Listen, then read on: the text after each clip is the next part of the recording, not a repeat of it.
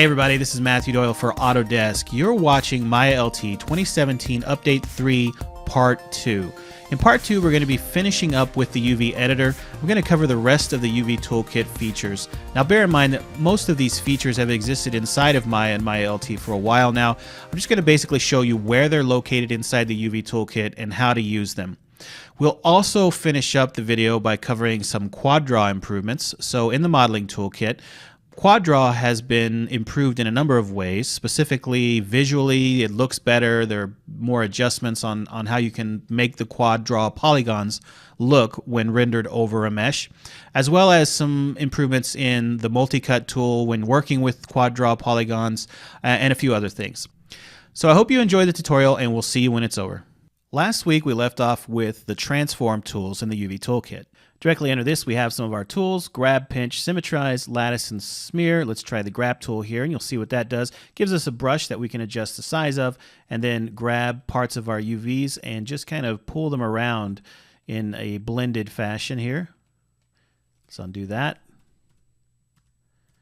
We can also pinch. So using the pinch tool, we can see we're squeezing those verts together, or those UV coordinates.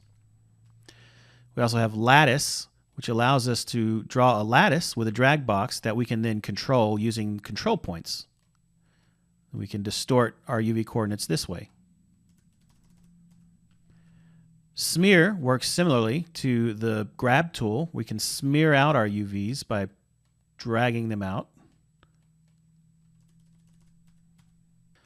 Lastly, we have the Symmetrize tool. Now, the Symmetrize tool allows you to make sure that basically both sides of your UV space, so if, for instance, in the case of the head here, we can see that it's basically symmetrical from left to right. We could make sure that it's perfectly symmetrical, that the UVs are laid out in a symmetrical fashion using this tool.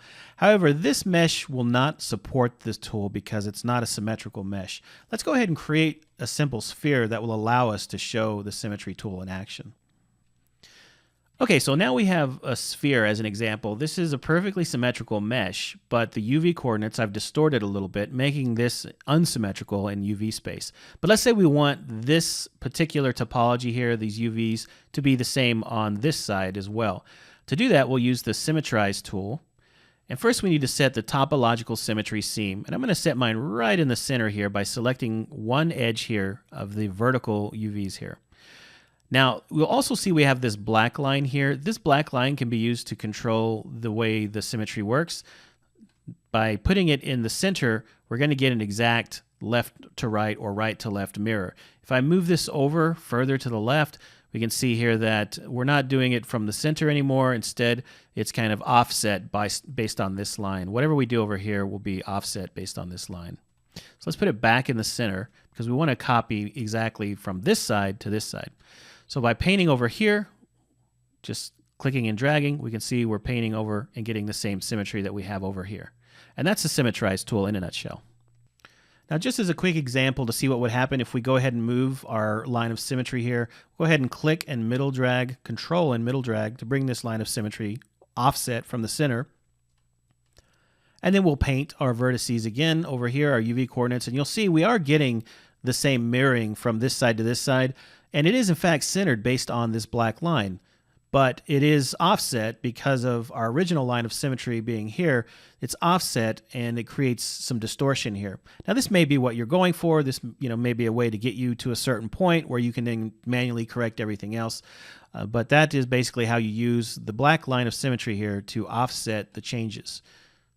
Let's have a quick look at some of the other tools, under tools: rotate, scale, and texel density. Rotate obviously allows you to rotate individual pieces, shells, UV coordinates, whatever the case may be. So if I select the head here, and then let's turn off soft select, and I'd use rotate, I can rotate based on this value here. Obviously, I can just use the rotate tool using the E key, and I can obviously adjust step snap. I can turn snapping on and off, and I can snap by certain increments. So this is 15-degree snap. I can make this 25 degrees. All right. And then, of course, scale works very similar. We have the different snaps for our scaling. We can turn snapping on and off.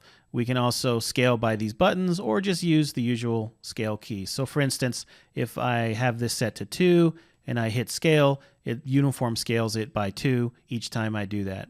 I can also do it just in V or just in U. So we can see here I'm scaling just in V or vertical, and then horizontal would be U. All right. We'll go ahead and skip over the snapping part. It's self-explanatory. We've already explained that for the other rotate and move. Then we also have prevent negative scale. You'll notice when I do a scale operation, not a uniform scale, but any scale that's non-uniform, right now I can't scale past 0. So it's basically scaling these UVs down to a line. If I wanted to, I could turn prevent negative scale off, and that's going to allow me to flip the UVs by scaling. But prevent negative scale is on by default. And of course, we also have a flip button, so we're flipping the UVs, and then we can flip by U or flip by V. This next little box, this is texel density or pixels per unit. You can think of a texel as a pixel. It's just in texture or 2D space, whereas a pixel is on a monitor. Now, to find out how many texels your texture map is, or your UVs are taking up on your texture map, you can hit the Get button. Now, this says 32, but actually, if I hit the Get button, you can see here that we're taking up 3.8 texels. This is our texel density value. Now, I could change my texel density value using the Set command. So I could set this to 32 and hit Set. Now you can see that this particular shell that I had selected is now taking up 32 texels per unit.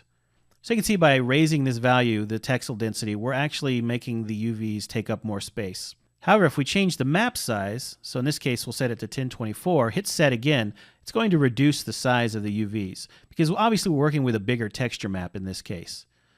Back down to 512, hit set again, and again, it seems apparent that the UVs become bigger because they're taking up more texture space or texels on the texture map. Let's go ahead and undo that, take us back to our original values. So when we go ahead and hit Get, we can see we're taking up 3.8 texels per unit. So you're going to find that the UV Toolkit basically takes all of the UV editor tools and organizes them into a menu that is more consistent and more intuitive. And if you're used to using the modeling toolkit, I think you will find that that is true. So obviously we've already looked at all of the selection options and the pinning and transform options. And below that, we're going to find drop downs for things like creating UV coordinates. This drop down allows you to basically add UV coordinates to objects that haven't already been UV mapped. So you've got your usual automatic, cylindrical, spherical, planar mapping, and so forth. Below this, we have our cut and sew drop down. And we've got all of the tools used for creating seams in our UVs or sewing seams together. For example, I'm not going to show all of these tools, but for example, if you wanted to use the cut tool, if you're not familiar with this tool, you could simply select an edge on your UVs here. So we'll just select an edge down the front of the torso and then hit the cut tool. And that's going to actually create a texture border there or a UV seam. And then we could use the grab tool under our tools and just kind of adjust that. So let me make my brush smaller here and pull those apart. You can see that we've created that seam.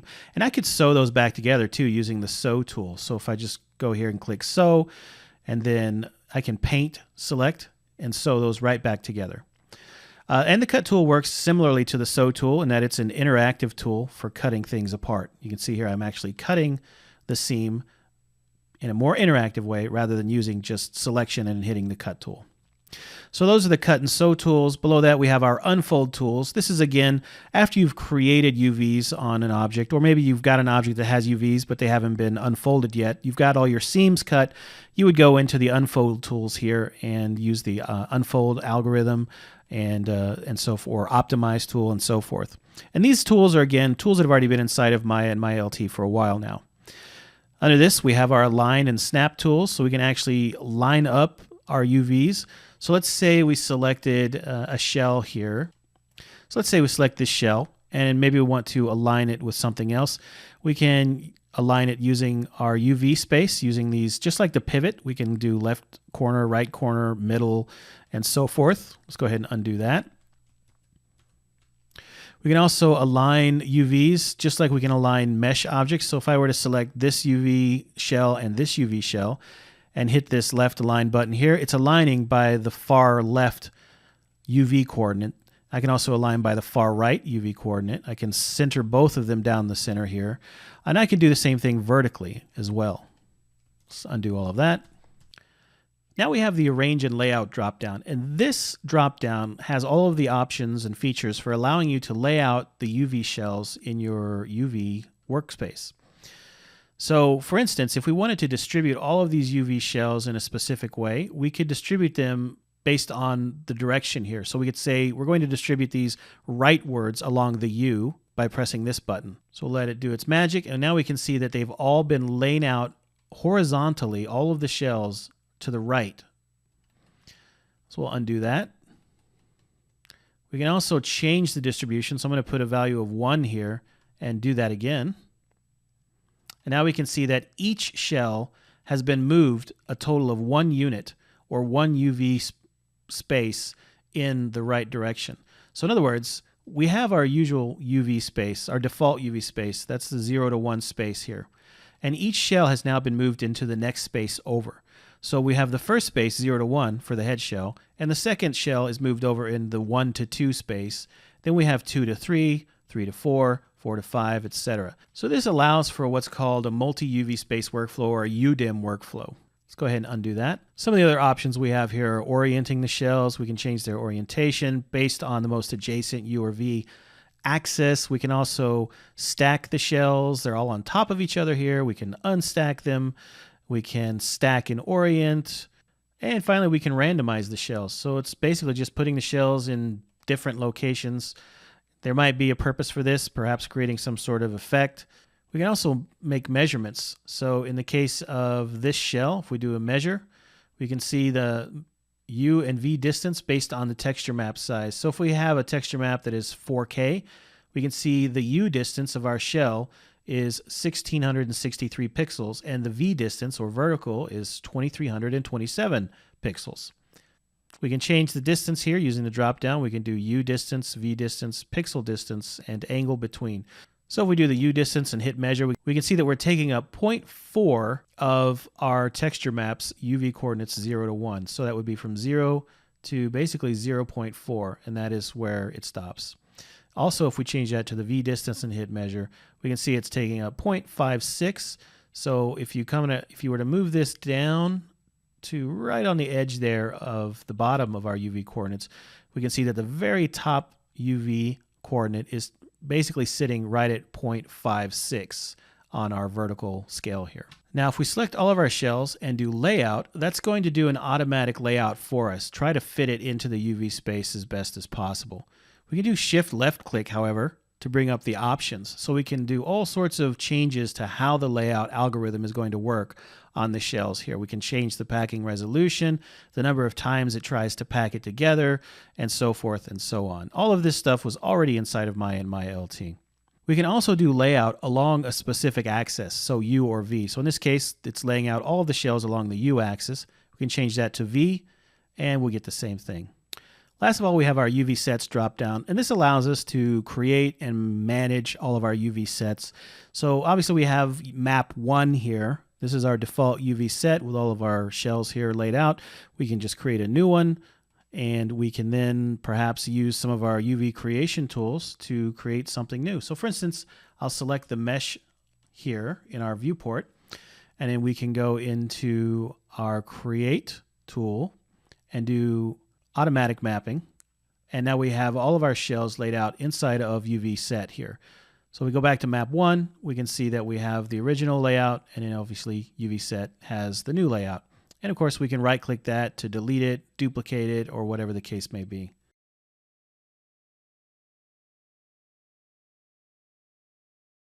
So let's cover some of the improvements to the Quadra tool inside of MyLT 2017 Update 3. First up, when you select a live surface, you now have a drop-down that you can reselect that surface with. So we'll go ahead and set the body as our live surface. And now we'll set the eyes as our live surface. So now we can use the drop-down to switch between the two different live surfaces that we've chosen here. So we can see here we have body, and then we have eyes. Another cool thing about the Quadra Toolkit is the ability to actually use the Quadra Toolkit to create polygons that don't exist on a model that you've already built. So for instance, we'll go ahead and delete these polygons here on this mesh and leave a big blank spot in the middle. Now we can actually use Quadra to apply points to the surface, and those points will be basically created where Quadra expects them to be based on the rest of the mesh. So you can see here as I'm creating the points or the verts for our Quadra operation, they're actually they're floating above space approximately where Quadra thinks they should be on the mesh. And now we can just use the basic operation, shift click, to add the quads or polygons where the dots are. And this will of course fill in the rest of the whole of our mesh. So that's something that's new in 2017 Update 3.